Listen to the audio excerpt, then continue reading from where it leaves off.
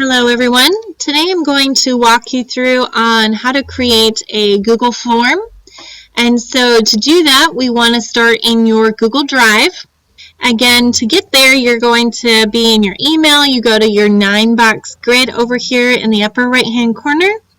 You click that to your apps, and then all you have to do is click on Drive. When you click that, it's going to open up Drive in a new tab for you.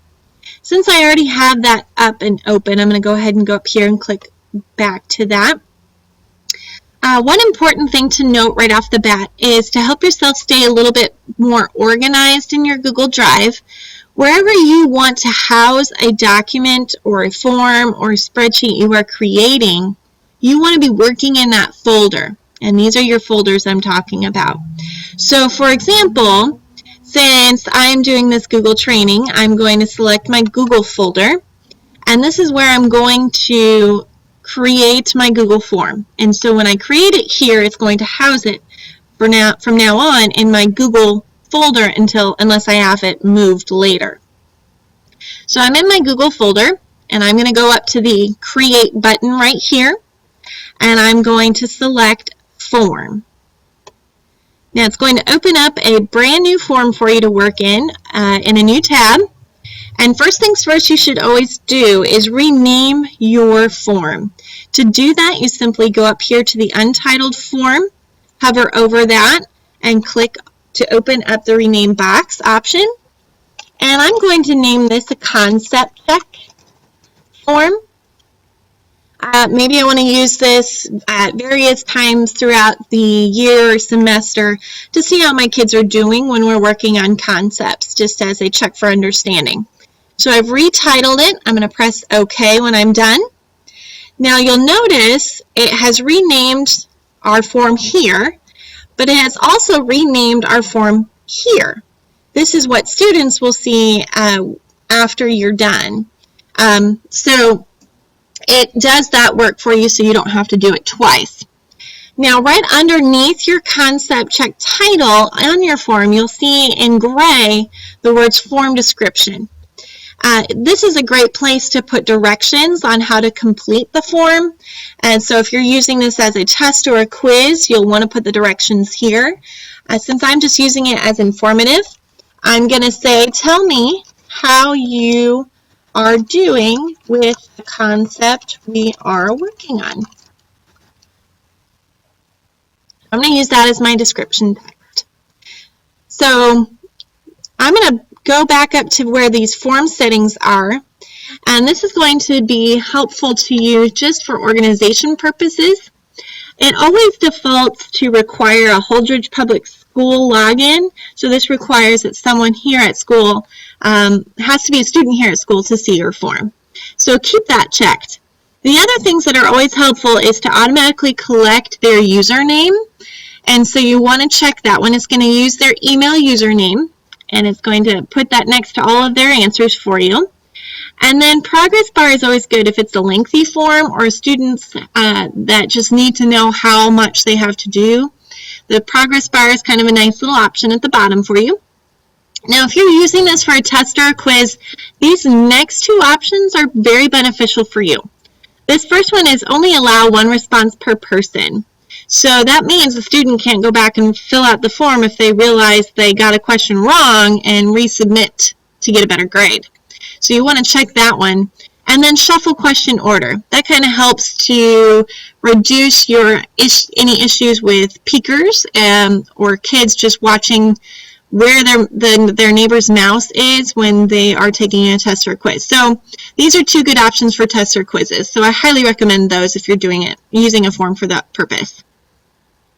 So let's go ahead and start creating questions. Now, here is where your title will be. So my first question I always like to use as a default is a name.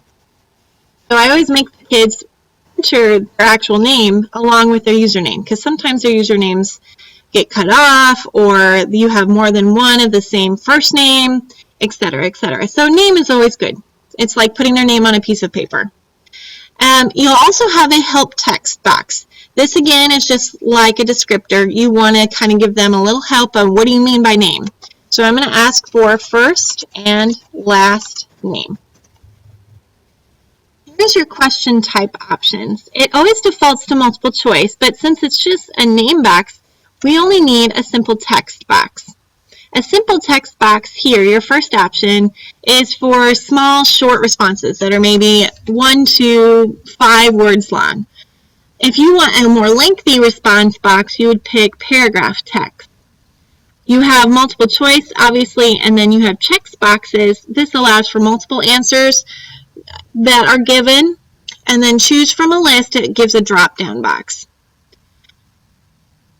So I'm going to pick text box since I'm just asking a name, and this is what it would look like. And so to make sure kids fill it out, I'm going to click this required check box here, this required question box. This requires, before a student can submit any work, that this question be filled out. So I'm going to click that. Now, I want to add more items, so I simply click on this Add Item box right here, and it will drop down a new question for me. So maybe I want to do, since I'm going to use this form for various times throughout the year, I want to add the date. I'm simply going to put the date in my title question here, and then the help text is, what day is it? Today. And so I'm going to have kids fill this out. So I'm going to have them put in the date as my question type. So you simply click date here. And then what it's going to do is it's actually going to give them a drop-down calendar option, but it's going to require that they have a month, day, and a year on there. And again, I'm going to make this a required question. I'm going to click done. So now I have 2 questions done already. So I want to add more questions. Again, I'm going to click on the Add Item button. And so maybe my first question is, rate your level of understanding of today's concept work. And my help text, I'm going to say, how do you feel you understand the concept? Now I know this is a question and it could go here. I could switch those around. It's up to your liking. So maybe I do. Maybe I want to take that out and I want to put it here. And I'm going to put rate your level of understanding of the concept here. Now here's where I can change my question type. Again, since I'm asking them to give me a range, you can do multiple choice. You could do check boxes, but I'm going to choose from a list. So I'm going to put in my list options. First one is, I got it. Next one, I'm going to say, I'm almost there. Third, I still have questions. My fourth, I'm confused and need help. And my fifth option, I don't understand at all. Please help. So I have 5 options that they can pick from in a drop-down list later. So again, you'll notice that it just kept adding boxes when I hit my tab button. So it's going to add as many options as you want in a drop-down box. It's not just going to allow only 2. So remember, if you hit tab, then you can go and add more. You'll notice little gray X's are to the side.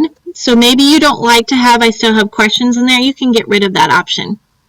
So again, I'm going to make this a required question. They have to fill it out in order to submit their work. I'm going to click done. And I want to add, again, another option, another question for students to fill out. So here's where I want to say, give me, or I'm getting ahead of myself, how did you understand the concept? Or not or what are you still confused on? So I'm going to say, give me at least one example of how you understand today's concept, or explain what you are not understanding in at least one sentence. So since it's a lengthy response, I'm going to go to my question type and I'm going to select paragraph text. So you notice they have a lot of room to type in here. And then I'm going to, again, say this is required. They have to tell me what they're understanding or not understanding. So that way I can go back and work with them to fix their problems. So again, I'm going to click done. So I have my form now. I have my questions in here. I don't want to make it too long because I want it to be quick and ready to go. Now comes the fun part. You want to make it kind of appealing and engaging to kids. That's where you want to work with the themes and the settings a little bit.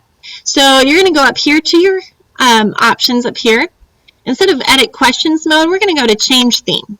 And then you're going to get a pop-up box over here on the right. And so here are some of the most popular ones that you can pick from. You can choose any of these. They're just the default types of themes.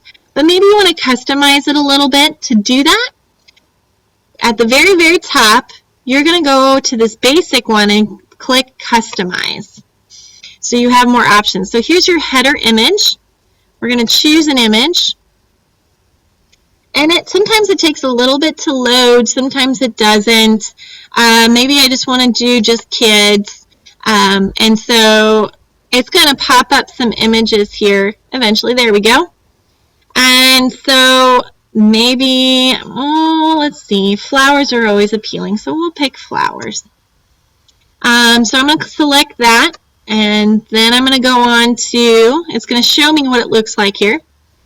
You can move things around. If you want to change the title, maybe you don't like how the font style there, maybe I want to do a different font style for the header. So you can work your way through all of these. One thing I found very helpful so kids don't miss the descriptive text, the help text underneath, over here where it says help text, change that from gray to black. It makes them pop just a little bit more.